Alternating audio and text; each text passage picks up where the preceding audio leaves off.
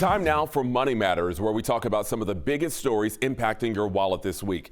I'm Jonathan Martin. Well, we now know 8 World Cup games will be played here in Atlanta in 2026. The World Cup outpaces the Olympics in terms of interest, attendance, and television viewers. So that means it will be unlike anything the city of Atlanta has ever hosted. 11 Alive's Brittany Kleinpeter shares the economic impact this will have on the city.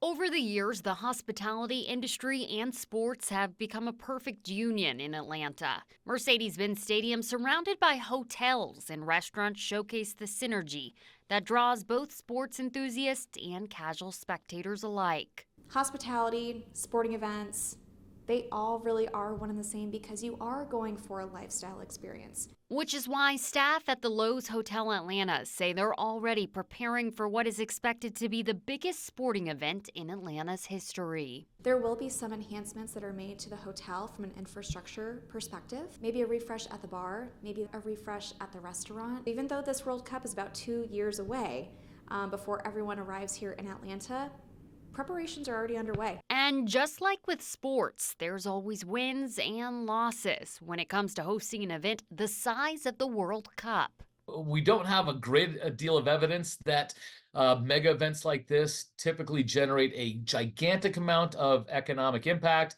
but we do have some pretty good evidence that they generate a lot of fan interest. Victor Matheson, a sports economist, says the winners in all of this will be retail, hotels, and restaurants, and that the losers will ultimately be those stuck with the cost of safety, transportation, and cleanup.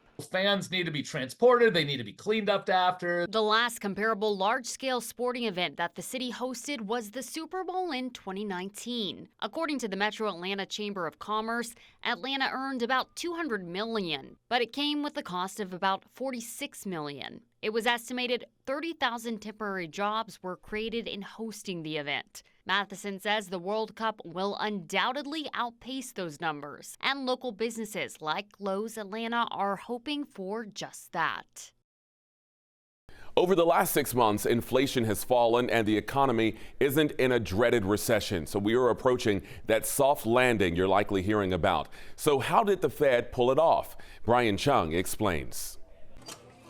The Federal Reserve, the central bank of the United States, pulling the strings to the U.S. economy for more than a century.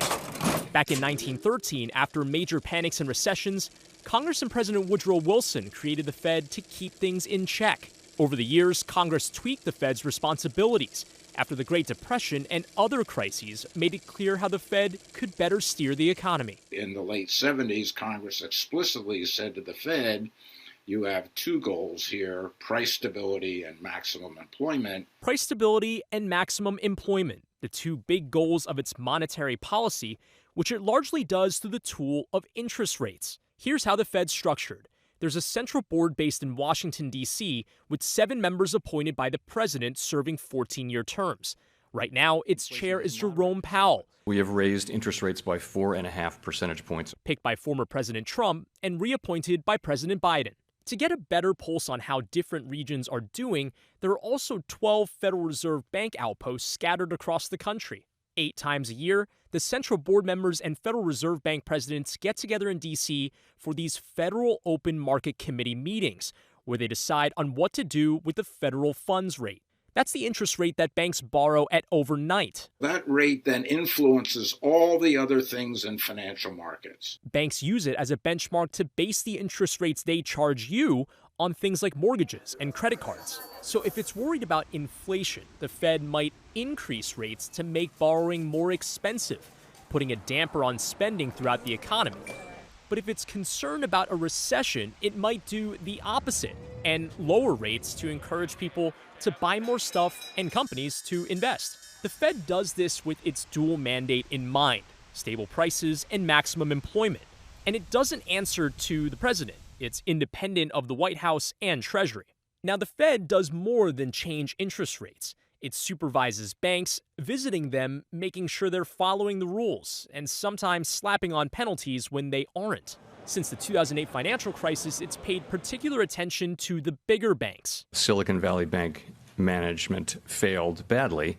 The Fed also notably issues the cash you use on a daily basis and works to keep the payment system safe. A lot of responsibilities for a central bank steering the world's largest economy. Grocery inflation is also improving, so why doesn't it feel like it? Ken Erdahl reports. If you think grocery store prices have been hard to follow in recent years, you're not alone. It's almost a game of whack-a-mole for consumers to figure out what's going to be the next thing with the big price increases, and how do I change my eating habits based on what happens. As a marketing analytics professor at the U of M's Carlson School of Management, Joe Redden says it's true. You could actually save some money on a Super Bowl spread this year over last if you stick to wings and shrimp while avoiding things like beef and name-brand chips.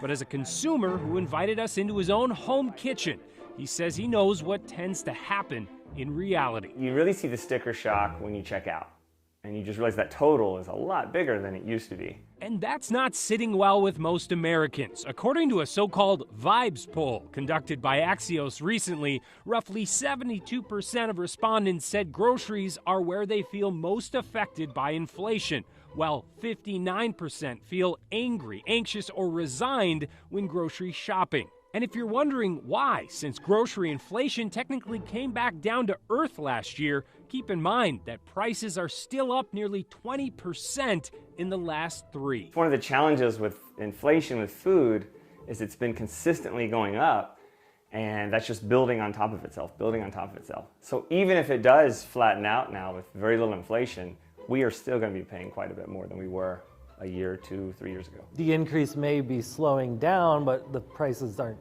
going down. As the founder of Every Meal, which provides a weekend's worth of food to local families directly through students' backpacks, Rob Williams has struggled to keep up with both rising demand and those rising prices. Every penny that it costs more per bag is $4,000 a year for our program. What if it goes up, 50 cents, right? Fortunately, he says recent financial support will soon allow them to expand their warehouse space. By expanding the building space, that allows us to store more food, and that allows us to get lower prices in the long run to decrease that price per unit. That's a lot more difficult for the rest of us. Those high prices just tend to be sticky. But Joe says don't discount the importance of smart shopping. We have seen some recent financial results where they're starting to see the pushback on those higher prices now. And we're seeing some of these leading food manufacturers that their unit volume is dropping. So while they're charging more per unit and making more profit on each unit they sell, they're now selling less units in total. If we see any type of price drop, that'll be the catalyst that does it, is consumers speak with their wallets and enough of them say, I'm not going to buy it. The Labor Department says U.S. employers added a stunning 353,000 jobs during the first month of the year, and the overall unemployment rate remained steady in January. Karen Kafa breaks down who's hiring and who's not. The labor market booming to start 2024. U.S. employers added 353,000 jobs in January, according to the Labor Department.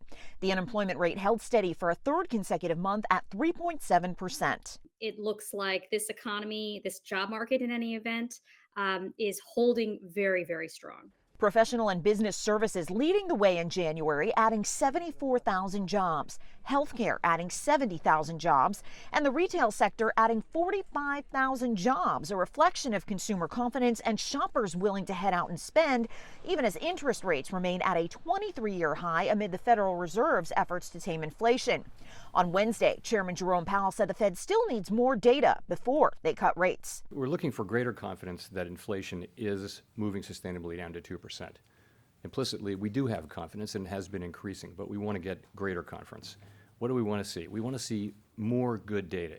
A report from outplacement firm Challenger Gray and Christmas released Thursday did note a jump in January layoffs, led by the tech and finance sectors. But overall, a separate report from the Labor Department this week found more than 9 million job openings for U.S. job seekers in December. In Washington, I'm Karen Kafa. New numbers show a slight slowdown in the growth of workers' paychecks.